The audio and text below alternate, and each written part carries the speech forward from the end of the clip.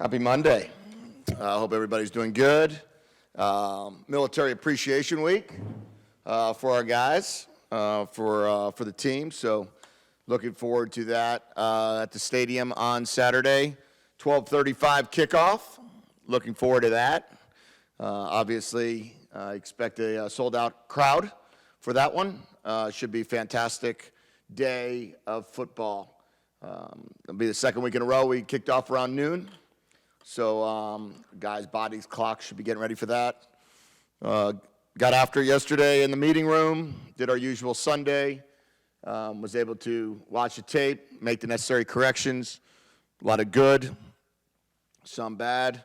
As usual, always things to improve upon.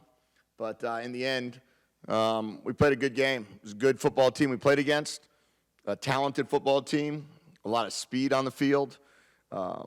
A lot of good stuff, very good quarterback, and I think our defense did a great job in the last 19 minutes of the game. I don't think they scored a point, and it was held them to, I think, the second lowest total yardage-wise they had all year.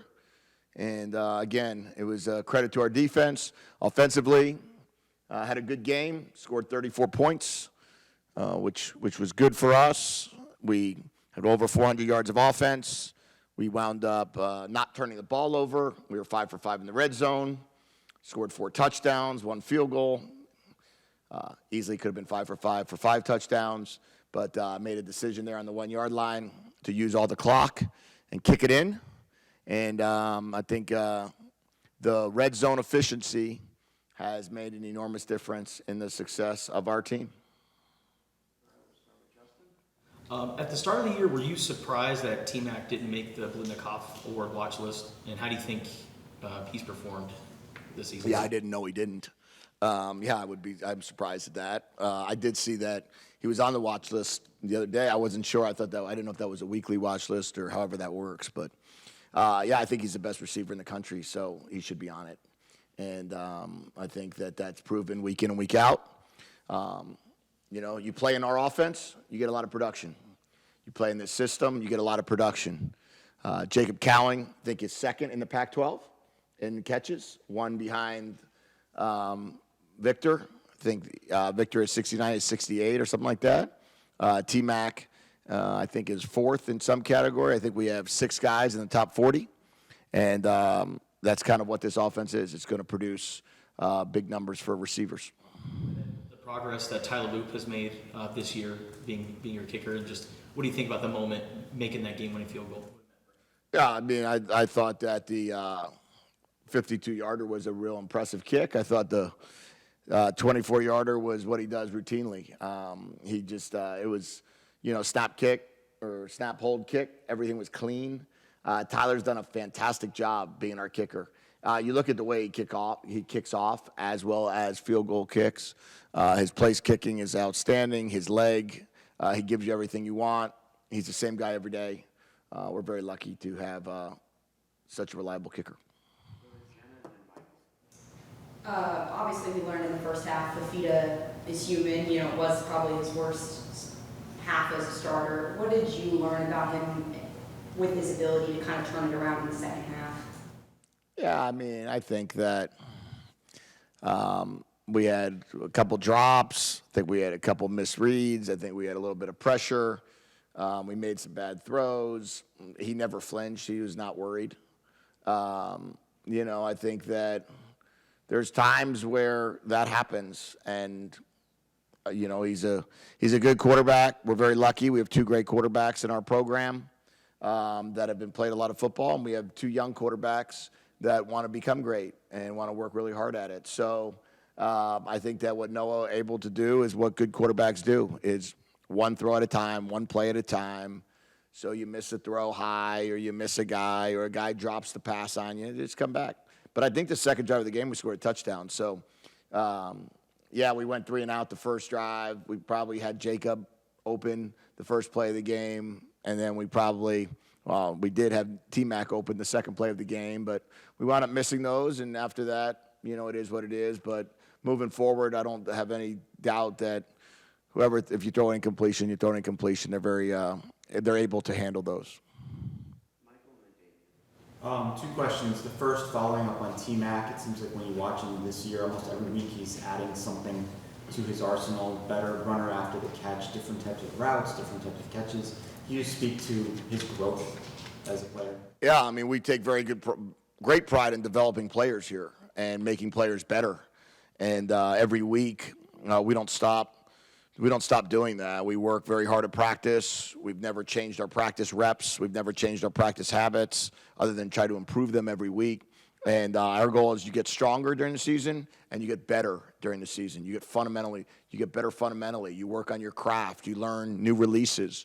We spend a lot of time studying NFL film and showing these guys, hey, this is something Justin Jefferson did. Try this technique. Hey, this is something that Jamar Chase did. Hey, this is something that we just saw, fill in the blank receiver do at the line of scrimmage. Take a look at this. How do you get at the top of your route? What can you do better here?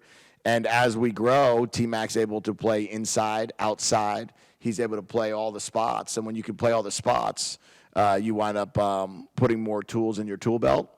And I think you could see from all of our players, they've all gotten better. They're all like Jacob Cowing is running some fantastic routes. We might not have been able to hit him a couple times down the field, but I think he would tell you the reason him coming back has made an enormous difference in his ability to run routes at the highest level. Tanner McLaughlin running better routes, all the running backs, and Montana's gotten a lot better since he's been here.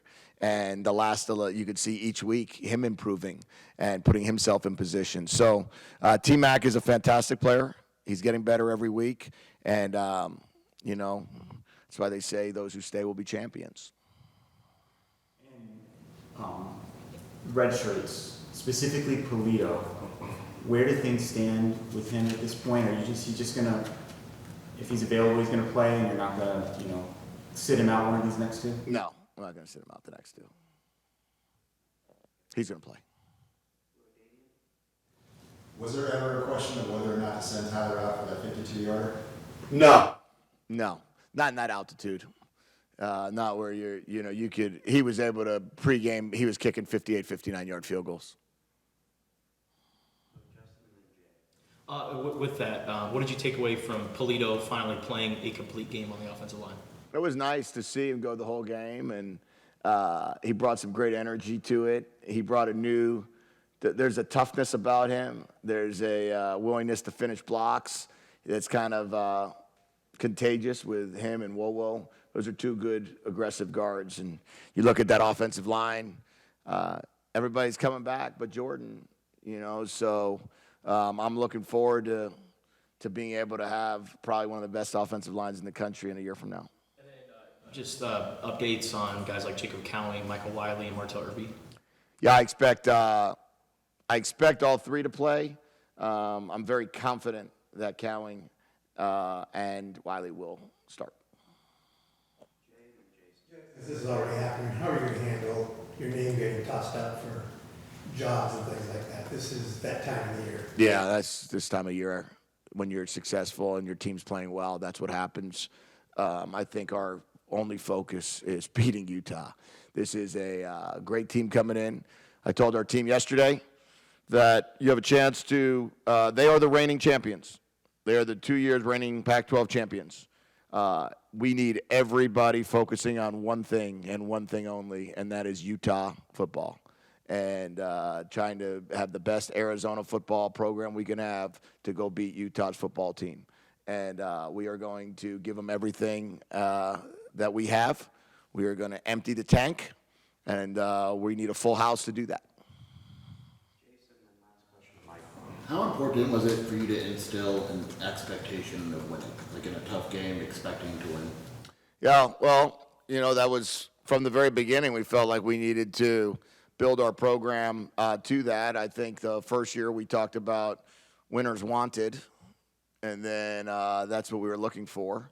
And then that second year, we talked about expecting to win and going into games with that mentality after the second year. And more we did that. Last year, I thought we got to a point at times. I don't even know if we were there this year early on in the season, certain games. I think we probably would take a mulligan on a couple if we could. But I think, as I've said numerous times, that since the USC game, I think we went into the Coliseum expecting to win. And I would say that every game since, we have had absolutely that conviction in the way we've played and the way we've prepared and the way we've practiced. And if you can play with confidence, you have a chance to do that.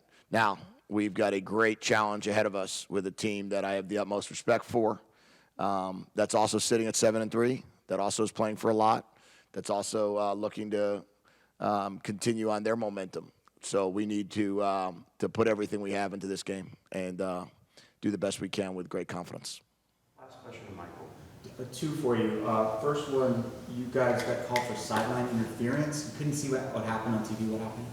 Yeah, the side judge says that when he was backpedaling, he hit the foot of someone standing on the sideline. And now the sideline's about this big in Colorado, so it was a little bit of a slippery slope, but that's what happened.